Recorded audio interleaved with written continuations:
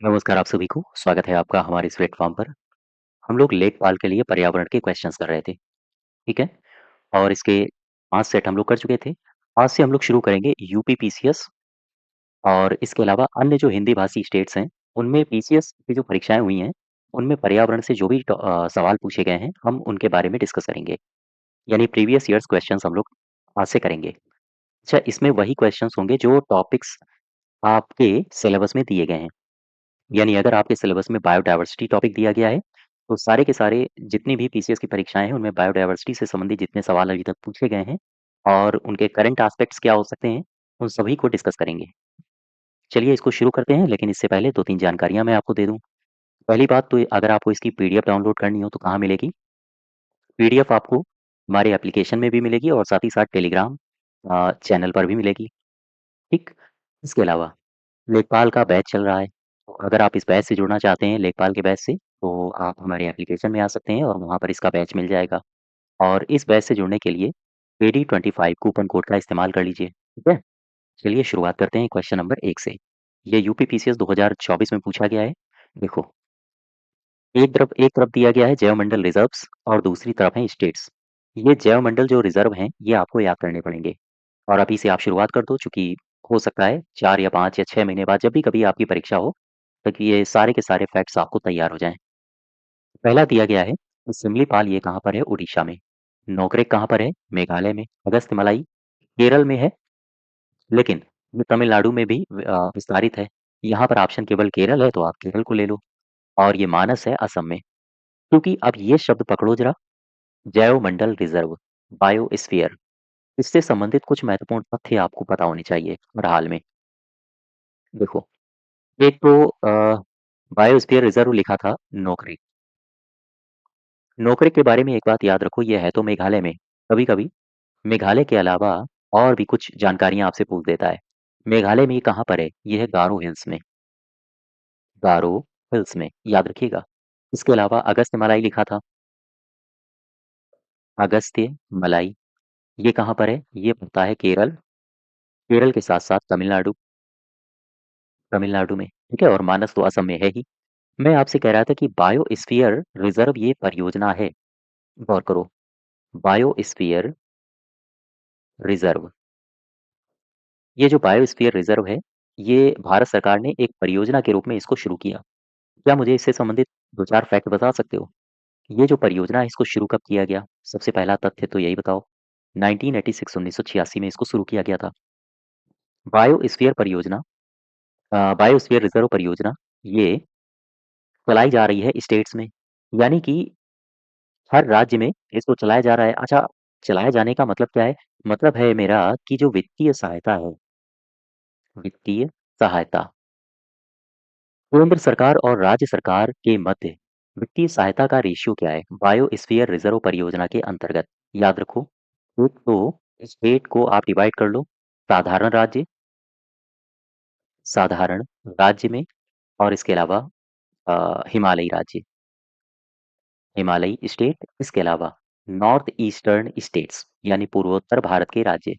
साधारण राज्यों में ये जो परियोजना चलाई जा रही है, इसमें केंद्र और राज्य का जो वित्तीय सहयोग है, वो 60:40 के रेशियो में है। याद रखिएगा, हिमालयन स्टेट्स या फिर नॉर्थ ईस्टर्न स्टेट्स में जो केंद्र और राज्य के मध्य वित्तीय सहयोग है, वो है 90:10 का रेशियो, ठीक है? क्या मुझे बता सकते हो ये जो परियोजना है, इस परियोजना के अंतर्गत कौन-सा मंत्रालय है, जो नोडल मंत्रालय के रूप में काम कर रहा है? ये मंत्रालय है पर्यावरण, पर्यावरण, वन और जलवायु जलवायु परिवर्तन मंत्रालय, ठीक है?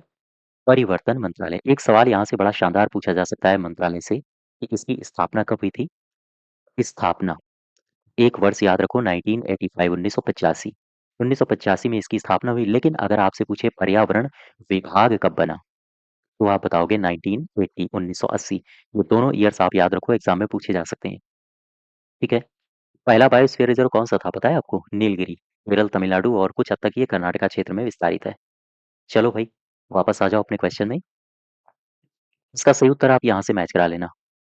क्वेश्चन नंबर दूसरे में आओ। ये हिमाचल प्रदेश पीसीएस में पूछा गया है 2024 में। एक-एक करके स्टेटमेंट पढ़ो। कह रहा है कि ये कथन दिए गए हैं, और इन पर विचार करो।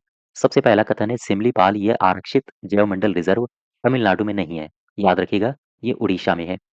पन्ना आरक्षित जैवमंडल रिजर्व ये मध्य प्रदेश में है, ये बिल्कुल सही है। पहला तो गलत हो गया। दूसरा सही है। भद्रक मैंग्रोव का संबंध ओडिशा से है, ये भी ठीक है। तीसरा भी सही है।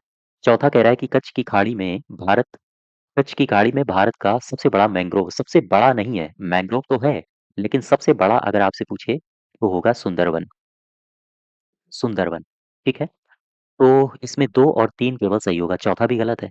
2 और 3 यानी कि डी पार्ट सही हो जाएगा। यहाँ तक बात समझ पाए? अब मुझे बताओ, बात बायोस्फीयर रिजर्व की हो रही है, तो क्या बता सकते हो भारत में कितने हैं total biosphere reserve? Biosphere reserve total Bharat में है 18। ठीक। क्वेश्चन नंबर तीसरे में आ जाओ। तीसरा क्या कह रहा है? जस्ट वेट, एक काम करते हैं, पहले मैं आपको लिए चलता हूँ बायोस्फीयर रिजर्व से थोड़ी बहुत जानकारियां आप पहले यहाँ पर देख लो।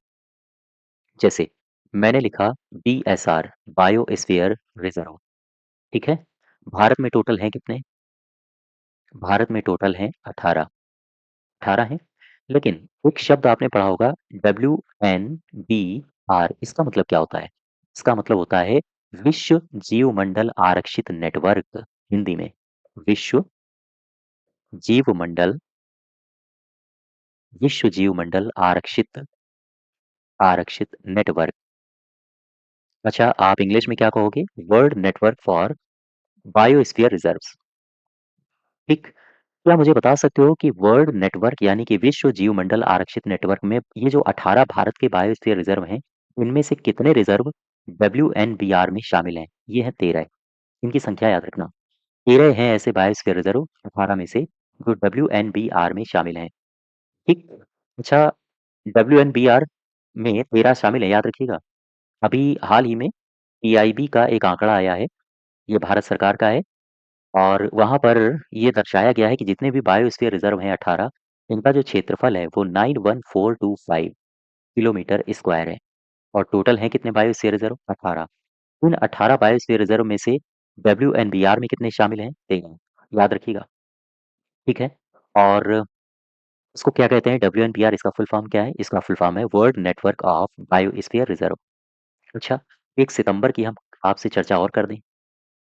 सितंबर 2025, सितंबर 2025 में क्या हुआ? अभी कुछ महीने पहले की बात है।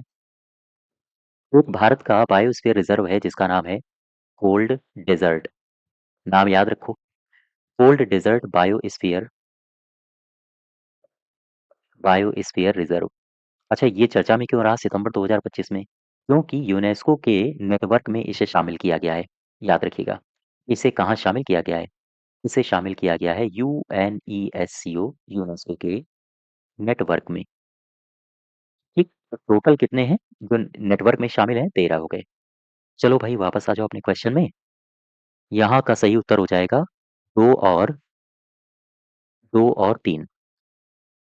क्वेश्चन नंबर मैं आपको लिए चलता हूँ तीसरे में। थर्ड कह रहा है कि नीचे 2 कथन दिए गए हैं कथन और कारण के रूप में, इनको पढ़ो और मुझे बताओ कि सही उत्तर कौन सा है। सबसे पहला कह रहा है कथन कि विषुवतीय बायोम सबसे घना और सर्वाधिक जैव भार वाला वन बायोम है। तो ये तो सही है। सबसे ज्यादा अगर आपको जैव विविधता कहीं दिखती है तो वो यहीं पर दिखेगी, ये है इक्वेटर। फिर आप जैसे जैसे ऊपर जाते हो यानी कि नॉर्थ पोल की तरफ चले जाओ या साउथ पोल की तरफ चले जाओ, जैव विविधता घटती जाती है। क्यों? क्योंकि यहाँ पर अनुकूल वातावरण है ना? यहीं पर सूर्य सबसे ज्यादा चमकता भी है, तापमान भी है, बारिश भी यहाँ पर होती है। तो फिर यहाँ पर हरियाली भी बहुत है। जहाँ हरियाली होगा वहाँ उपभोक्ता होंगे, प्राथमिक उपभोक्ता, और जहाँ प्राथमिक उपभोक्ता होंगे वहीं द्वितीयक होंगे और वहीं तृतीयक होंगे। लेकिन ऊपर जैसे आप जाओगे तो यहाँ पर बर्फ है, तो यहाँ पर पेड़ पौधे ये सब तो होंगे नहीं। तो फिर जब उत्पादक ही नहीं है तो खाओगे क्या? यानी कि उपभोक्ता कहाँ से आएगा? तो यहाँ पर जैव विविधता काफी कम होती है, चाहे ऊपर चले जाओ या फिर नीचे आ जाओ। यहाँ पर विषुवत रेखा में सबसे ज्यादा बायोडाइवर्सिटी है। तो वही पूछा है आपसे, विषुवतीय बायोम सबसे घना है और सबसे ज्यादा जैव भार वाला है, बिल्कुल सही है। दूसरा है विषुवतीय वन क्षेत्र में वर्ष भर उच्च वर्षा होती है, बिल्कुल ठीक है। और उच्च तापमान रहता है, बिल्कुल ठीक है। तो ये दोनों कथन सही हो जाएंगे और सही व्याख्या भी कर रहा है। ठीक है। क्यों जैव भार ज्यादा है? क्योंकि यहाँ उच्च वर्षा होती है, उच्च तापमान होता है। तो ए और बी दोनों सही हैं। आर ए की सही व्याख्या भी करता है। बी पार्ट सही होगा। ये भी क्वेश्चन आरओ में पूछा गया था 2023 में। फोर्थ में आ जाओ, कह रहा है कि ये 2 कथन दिए हैं और बताओ कि इनमें से कौन-सा सही है। पहला कह रहा है कि स्वच्छ आरक्षित जैव मंडल को भारतीय जंगली गधे के रूप में जाना जाता है, यानी जंगली गधे के लिए जाना जाता है। बिल्कुल ठीक है। दूसरा कह रहा है नीलगिरी आरक्षित जैव मंडल ये लाल पांडा के लिए फेमस है। लाल पांडा यहाँ कहाँ पाया जाता है? लाल पांडा लाल पांडा अगर आपको देखना है तो आपको कहाँ जाना पड़ेगा?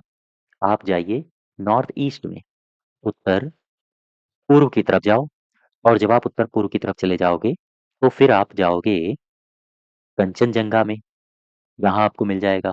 आप मानस चले जाओ, यहाँ आपको मिल जाएगा। ठीक है? तो दूसरा गलत हो जाएगा, पहला सही हो जाएगा। यानी कि इसका स्टेटमेंट सही उत्तर क्या होगा? पहला दूसरा दोनों सही है, ये तो गलत है। पहला दूसरा दोनों गलत है, नहीं, एक सही है, दो गलत है। सी पार्ट सही होगा। क्वेश्चन नंबर 5 में आओ। पांचवा कह रहा है कि निम्नलिखित में से कौन सा समुद्री जैव विविधता के दृष्टिकोण से दुनिया का सबसे समृद्ध क्षेत्र है? फिर से समझो।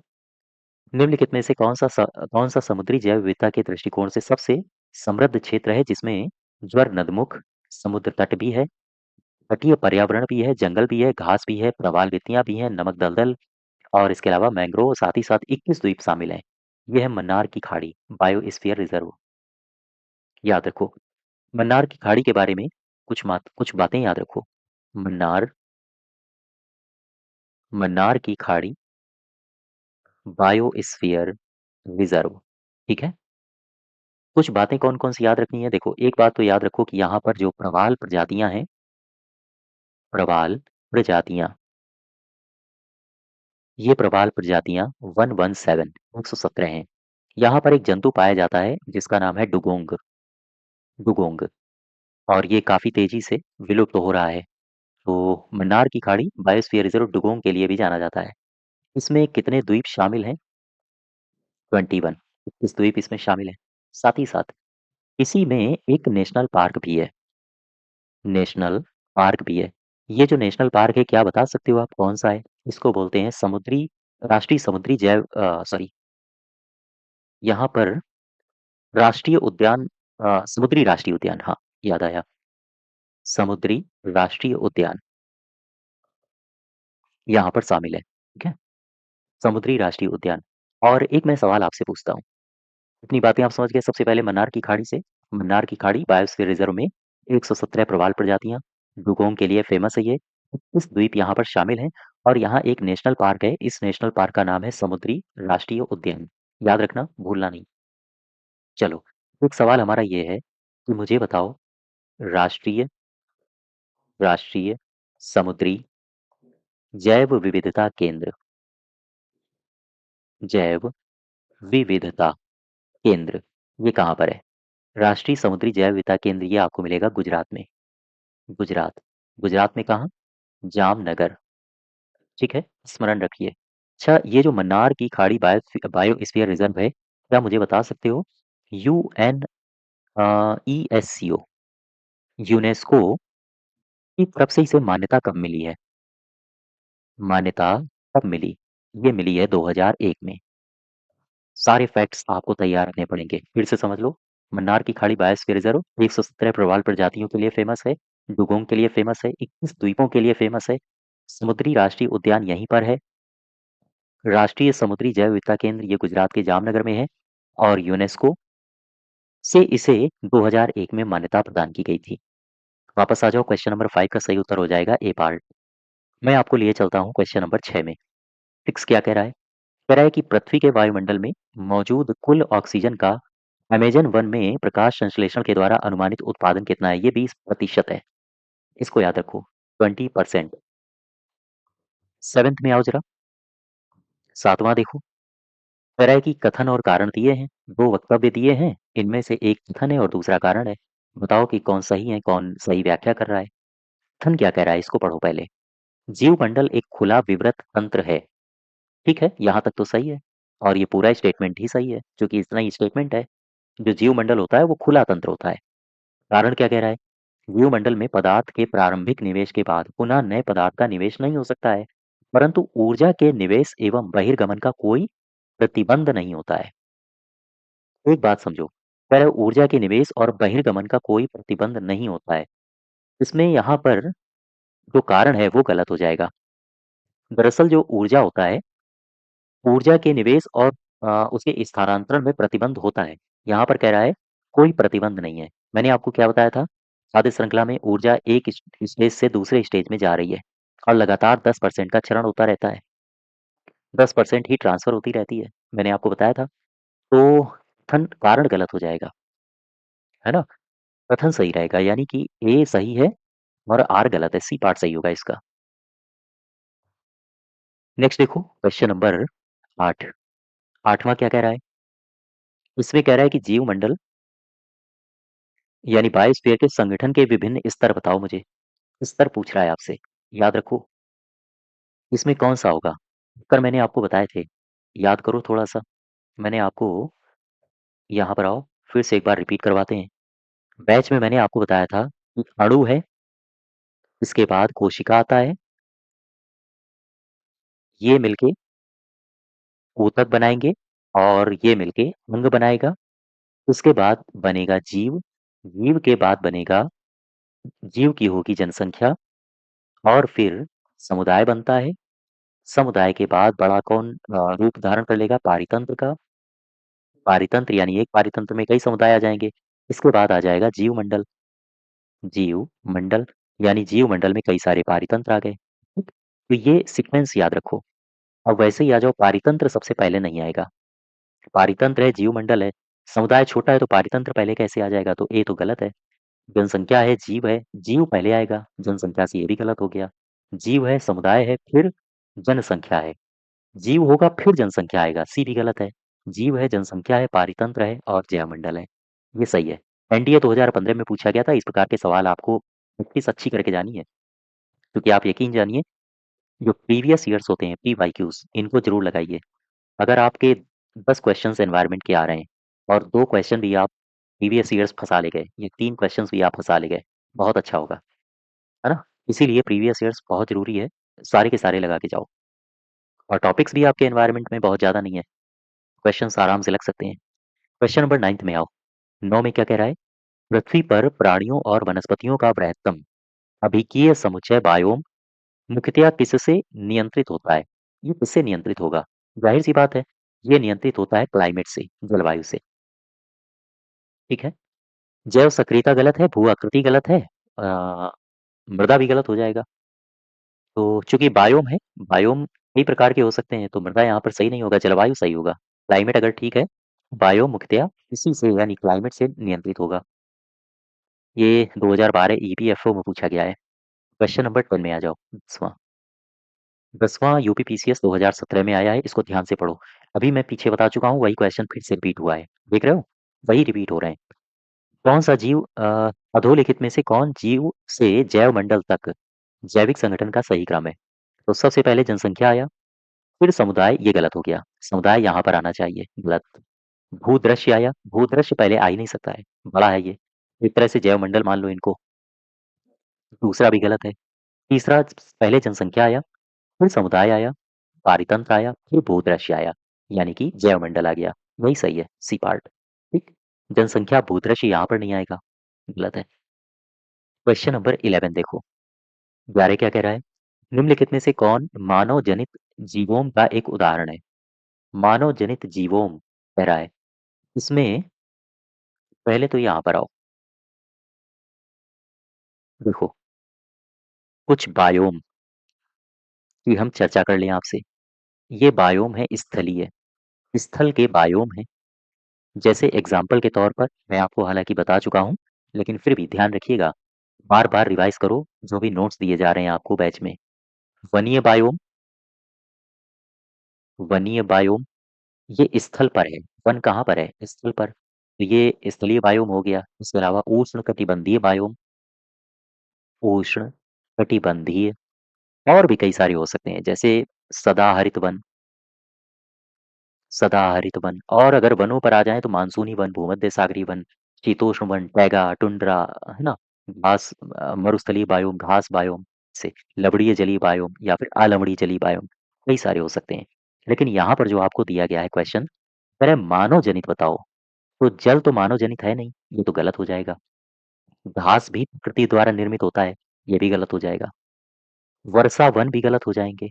लेकिन असली भूमि जो होती है उसे मानव बनाता है। डी पार्ट सही होगा। ठीक। क्वेश्चन नंबर 12 में आओ। 12वां आपसे यूपी पीसीएस में पूछा गया था। पहला कथन पढ़ो। कह रहा है कि एक बायोम एक पारिस्थितिक तंत्र होता है। एक बायोम जो होता है, वो एक पारिस्थितिक तंत्र होता है। हाँ, बिल्कुल ठीक है। गलत तो नहीं है। कई सारे पारिस्थितिक तंत्र कह सकते हो या आप एक वो उस कई सारे पारिस्थितिक तंत्र को मिला के एक आप इकोसिस्टम कह सकते हो। पहला तो सही है। यदि एक प्रदेश के जैव एवं अजैव दोनों तत्व सम्मिलित कर यदि यदि ना लिखो, इसमें लिखो इसमें।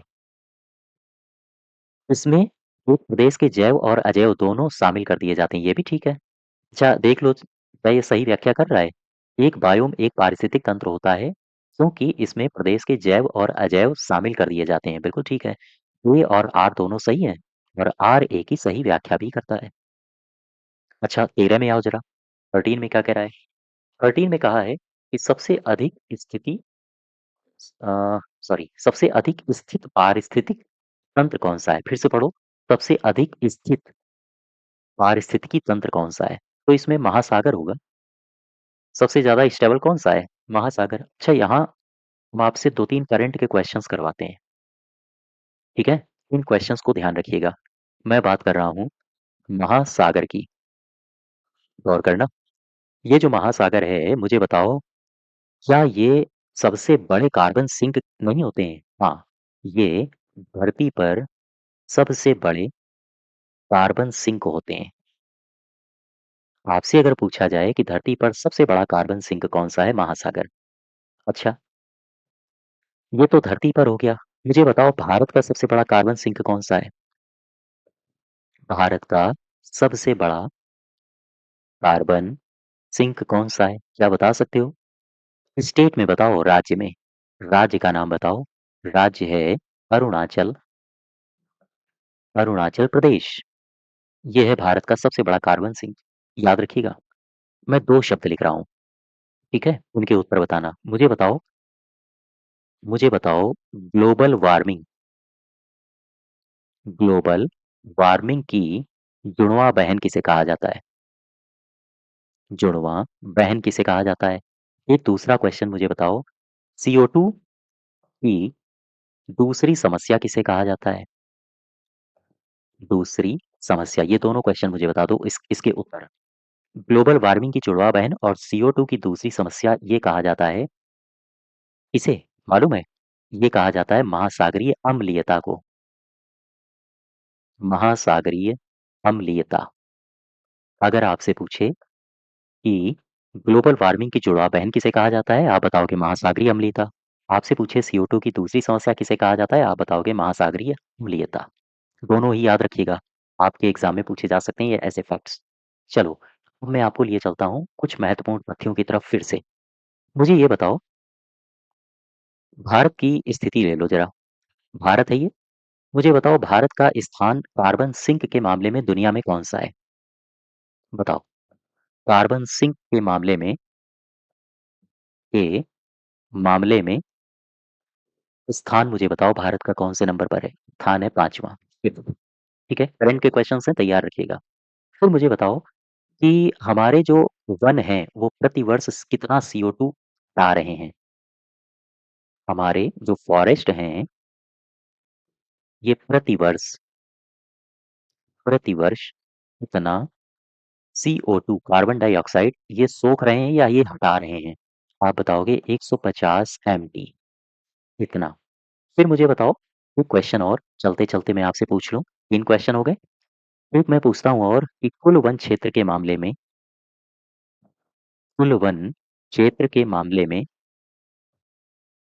में भारत का स्थान बताओ कौन-सा है दुनिया में? भारत का स्थान आप बताओगे ये है 9th। पीआईबी की रिपोर्ट्स में ये सारे डेटा दिए गए हैं, तो आप वहाँ से रिपोर्ट को भी पढ़िए, साथ ही साथ अपनी तरफ से कुछ एक्स्ट्रा फैक्ट्स भी तैयार करते रहो। कुल वन क्षेत्र के मामले में भारत का स्थान 9th है। वापस आ जाओ ज़रा। कौन-सा क्वेश्चन हम करा रहे थे? ये 13 नंबर। कह रहा है कि सबसे अधिक स्थित पारिस्थितिक तंत्र कौन-सा है? महासागर। अब आ जाओ 14 में। किस पर्यावरण में जैव द्रव्यमान का वार्षिक उत्पादन न्यूनतम होता है? बताओ। जैव द्रव्यमान का जो वार्षिक उत्पादन होगा, वो सबसे कम कहाँ पर होगा? गहरे सागर में होगा, क्योंकि यहाँ पर गहरे सागर में इसलिए होगा चूँकि यहाँ पर प्रकाश पहुँच नहीं पाएगा तो जो फाइटोप्लैंक्टन्स हैं, नहीं होंगे और इस वजह से वहाँ पर जैव द्रव्यमान भी नहीं होगा। फिर उसके बाद की जो भी स्पीशीज़ होंगी, वो भी नहीं होंगी। प्रेयरी में तो होगा, पतझड़ वन यहाँ भी होगा, टैगा में भी होगा। ए पार्ट गलत हो जाएगा। अच्छा, एक सवाल मैं आपसे पूछता हूँ, मुझे बताओ कि जैव द्रव्यमान के जैव द्रव्यमान के उत्पादन में पहला स्थान किसका आएगा? पहला स्थान या हम कहें सर्वाधिक जैव द्रव्यमान कहाँ पाया जाता है? सर्वाधिक जैव द्रव्यमान इस प्रकार के सवाल पूछे जाते हैं। ये सर्वाधिक जैव द्रव्यमान कहाँ पाया जाएगा? ये है पृथ्वी और ये है इक्वेटर, ठीक है? पृथ्वी के इक्वेटर के पास जो भी जलवायु है, यहाँ वर्षा अच्छी होगी, तो तापमान भी अच्छा होगा, तापमान अच्छा होगा तो यहाँ पर जो वनस्पति है, यानी जैव भार है, वो अच्छा पाया जाएगा। तो सबसे ज़्यादा जैव भार कहाँ पाया जाता है? इसी क्षेत्र में। इस क्षेत्र को कहते हैं उष्णकटिबंध उष्णकटिबंध वर्षावन वर्षावन। यहाँ तक बात समझ पा रहे हो? ठीक है। चलो भाई, वापस आ जाओ अपने क्वेश्चन में। 14 का सही उत्तर हो जाएगा ए पार्ट। मैं आपको लिए चलता हूँ, ये क्वेश्चन भी पूछा गया यूपी पीसीएस 2000 में। मैं आपको लिए चलता हूँ क्वेश्चन नंबर 15। ये यूपीएससी में पूछा गया है 2018 में। सवाल अच्छा है, स्टेटमेंट्स अच्छे हैं, लेकिन बहुत ईज़ी है। देखना ज़रा। कह रहा है कि सही कथन बताओ, तो पढ़ो। विश्व की सर्वाधिक प्रवाल भित्तियाँ उष्णकटिबंधीय सागर जालों में मिलती हैं। क्या ये सही है? हाँ, ये ठीक है, बिल्कुल सही है।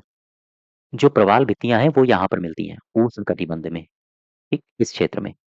फिर कह रहा है कि विश्व की 1/3 से अधिक प्रवाल भित्तियाँ ऑस्ट्रेलिया, इंडोनेशिया और फिलीपींस के राज्य क्षेत्रों में स्थित हैं। ये भी ठीक है।